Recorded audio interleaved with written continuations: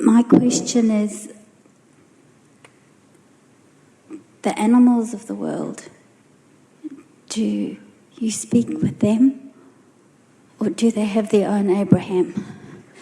As you say, they're so pure. They are pure, they're tuned in directly, they don't look for emissaries. So why do they get so injured and hurt? Well, there are a number of things that we want to say to you about this, and every time we do, Jerry and Esther get letters, so... But we're going to say it anyway. Thank you. The most important thing to understand is that everyone coming forth into physical experience, including the beasts of your planet, know full well what they're coming into. The beasts of your planet, because they are remembering who they are, they're not as resistant, they're more allowing.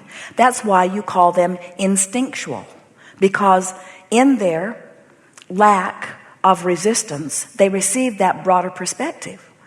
Don't you find it interesting when you see a flock of birds or a herd of whales or whatever it is, the dance that they do? Because they are operating from that greater mind, and they are all receiving it in a non-resistant way.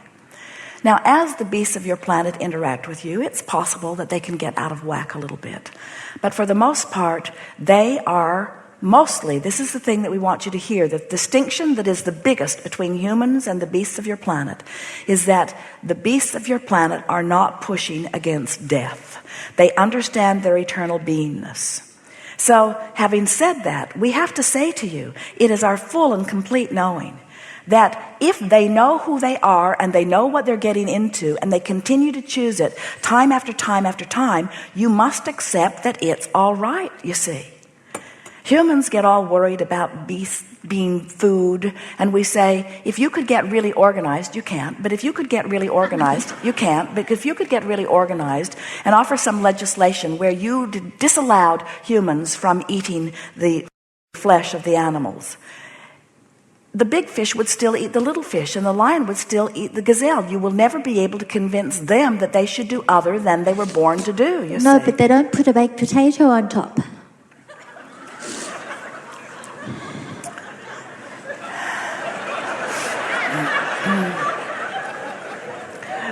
Maybe we need to hear more from you.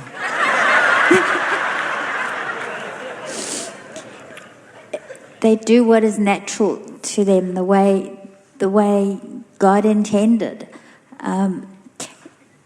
A carnivorous normally is carnivorous, or vegetarian is normally vegetarian. Well, we're always so interested when one of our physical friends from a disconnected place tries to explain to us what God intended.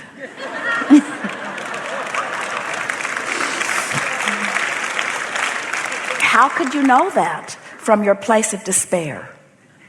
You got to get in the vortex before you know. And we promise you, the beasts are in the vortex. They're doing the dance of life, even in the death experience, you see, because they know there is no endedness to that which they are. Think about it. Think about being a rabbit or a deer or whatever you want to choose, and think about coming forth into the exalted experience of being on the leading edge, romping in this time-space reality, knowing that you get to do it endlessly, that there's no ending to that which you are. You see, you're not going to drag us out here where we are concerned about death. We'd rather drag you in here where you understand that it's all part of the cycle of life. That's where I want to be. I want to understand it. Yeah. So we'll appeal to your logic. Do you accept that you are an eternal being? Yes, and so are they.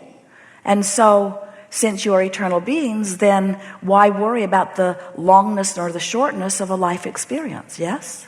Yes. So what is it about their experience that is bothering you that isn't bothering them? What is it about their experience that is bothering you that isn't bothering them?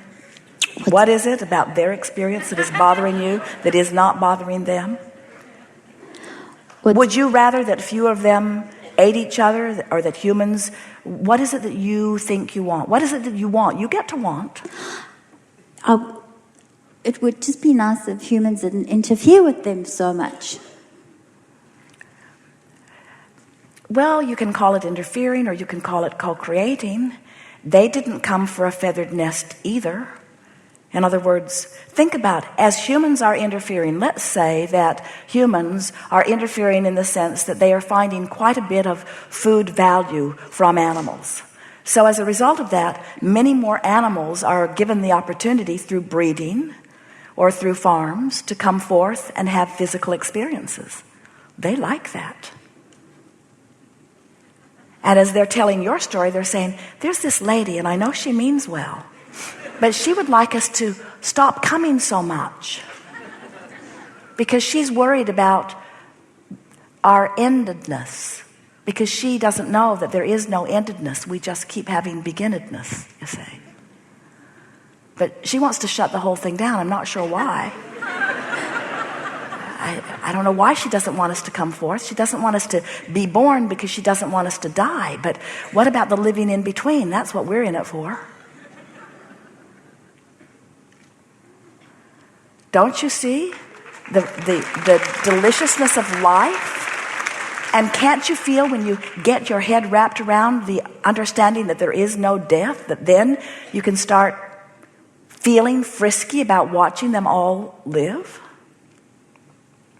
Would you deny them life in order to avoid their death? That's really the question that we want to put to you. That's what they would like to ask you. You want us to not have life so that we don't have to have what you call death, because there is no death. So since there is no death, why are you worried about us having life and life and life and life and life and life and life? Okay, let me use another word. I'd rather there was no, it's the cruelty aspect. Well, but that's your perspective. In other words, we understand that you wouldn't want to be hog-tied and made into ham. We get that. But you came forth with different intention. And now you're meddling in the intention of the pig. And the pig wants to say, why is she doing that? I'm not trying to tell her how to live her life. Why is she trying to tell me how to live my life?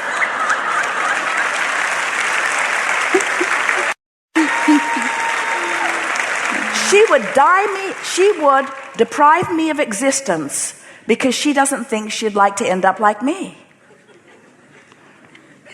That's why we told you the story that Renegade wasn't dead. She was just getting ready to be dead. Very much alive, right up to the point. One day, Esther saw a beast off in the bushes with a chicken. And Esther said, that's very, very wrong of you. That's very wrong of you to take my chicken. And we said to Esther, and what will you have for lunch today? And Esther said, we eat strangers' chickens.